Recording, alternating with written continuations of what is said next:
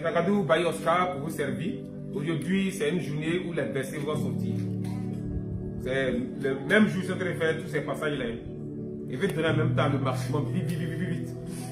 Donc aujourd'hui encore, tout à l'heure encore, nous allons voir un autre passage qu'on va utiliser, encore le 7.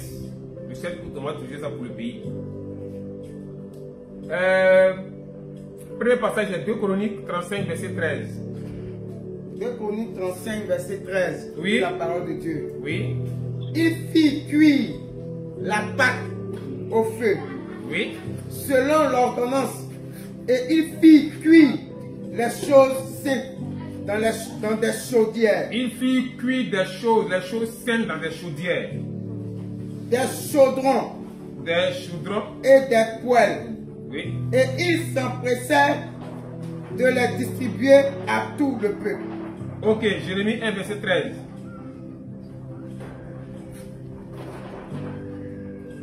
Ézéchiel 11, verset 3 à 11.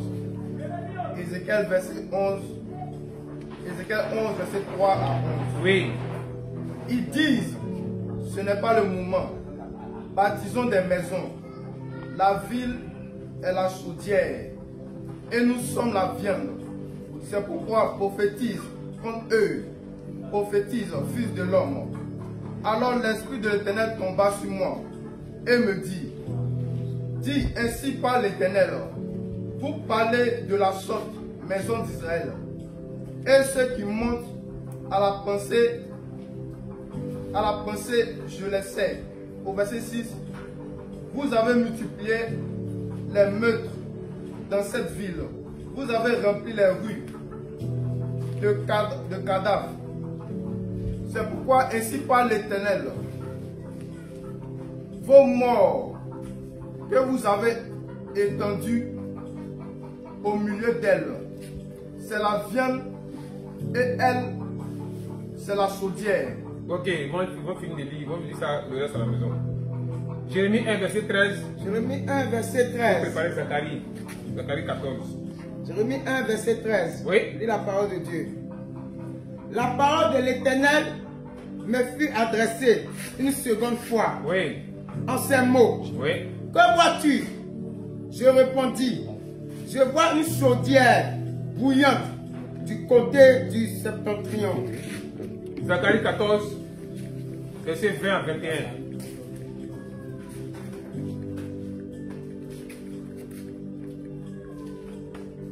Ok, donc vous voyez, les différents passages parlent d'une chaudière. Dieu a sa chaudière, c'est Dieu qui a envoyé l'histoire de chaudière.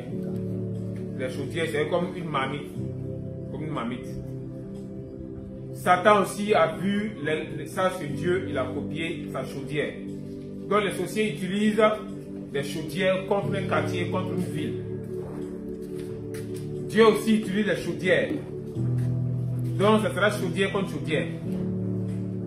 Dans tous les villages, ce sont les chaudières des sorciers qui règnent. Dans toutes les villes, ce sont les chaudières des sorciers qui règnent. Nous devons prier pour détruire les chaudières des sorciers et faire régner la chaudière de Dieu dans le village, dans la ville. Donc la chaudière de Satan doit être détruite en Côte d'Ivoire.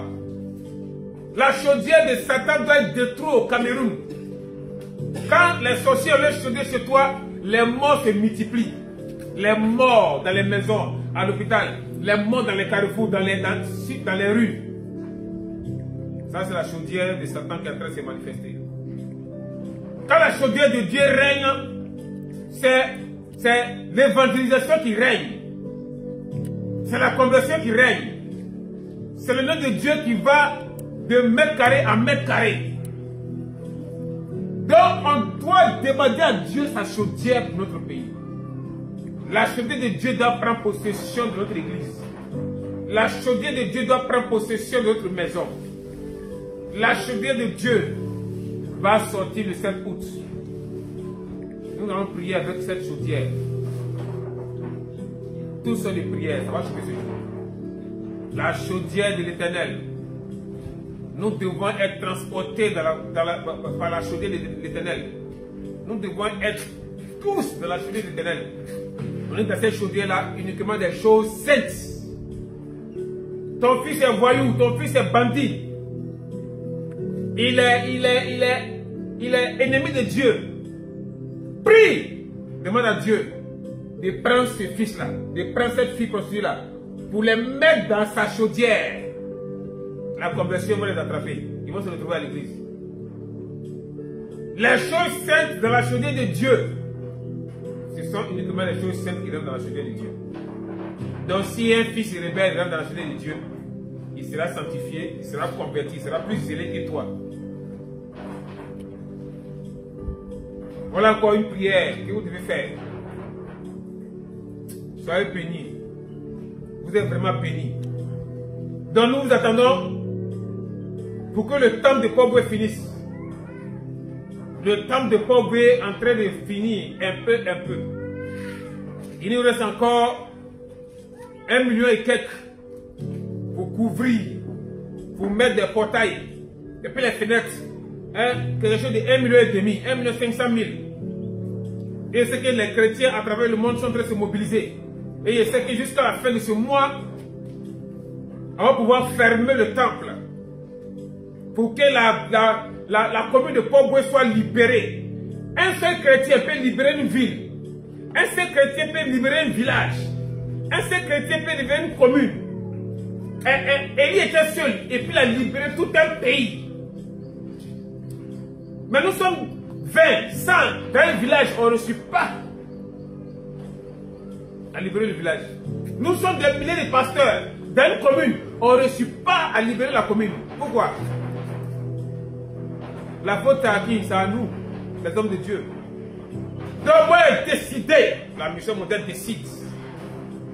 Avec tous ceux qui sont de près comme de loin, liés à la mission mondiale. Nous allons libérer chaque lieu où nous allons mettre pied. Chaque lieu sera libéré. Parce que tous les secrets sont dans la main des disciples, sont dans la main des pasteurs. Et il va les montrer encore en profondeur d'autres choses. À appliquer à minuit, à appliquer à 3h du matin, à appliquer à 18h, à appliquer à 6h. On va dégager le vaudou dans les communes. On va dégager les marabouts, dégager les féticheurs. Notre Dieu va régner. Et le règne de notre Dieu ne pourra pas s'arrêter. Car l'enlèvement, le règne de Dieu sera fait. L'enlèvement, l'église s'en va. Cet esprit n'est plus là. Donc chaque homme sur la terre se débrouille. Vous voulez pas, le temps de Pogwe va finir. Parce que nous ne sommes pas les seuls à partir. C'est tout le corps du Christ à travers le monde entier qui est en train de prier pour l'église, mission mondiale à la grâce de Dieu, qui est en train de soutenir l'église, mission mondiale à la grâce de Dieu. Et les soutiens ne pourront jamais s'arrêter. Nous avons tous un même Père, Jésus, le lion de tous Judas. Nous avons tous un même sang, le sang de Jésus. Nous avons tous une même pièce, la carte d'entrée céleste de Jérusalem, la nouvelle Jérusalem.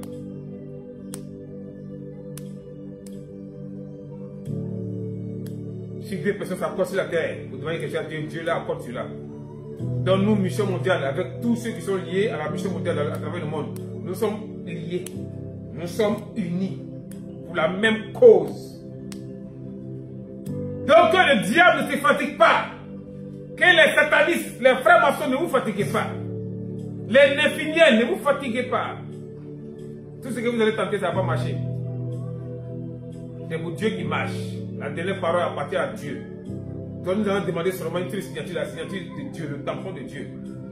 Sur chaque commune, Dieu a mis son tampon. Et les gens vont se convertir par milliers. Le réveil va prendre toutes les villes. Rien ne peut arrêter ce réveil là, c'est pas possible. Dans la chaudière de Dieu, nous allons prier avec la chaudière de Dieu le 7 août. Pour que Dieu fasse descendre sa chaudière en Côte d'Ivoire. Pour que toutes les autres chaudières qui appartiennent au diable soient neutralisées, soient détruites. La chaudière de Dieu doit prendre possession de notre pays. Afin que l'injustice, afin que ceux qui font des sacrifices humains, ceux qui enlèvent des personnes semblables, pour aller faire n'importe quoi, Tout doit s'arrêter. Nous devons prier pour ces enfants qu'on enlève, pour ces hommes qu'on enlève, pour ces femmes qu'on enlève. On doit prier pour eux. C'est pour eux que nous vivons. Le temps de pauvreté va finir. Ça va commencer à chauffer à partir de là. Les prières prophétiques jamais sorties vont commencer à sortir.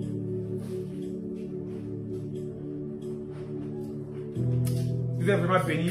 En tout cas, je vous aime au corps du Christ. Parce que chacun fait sa part. Je vous aime.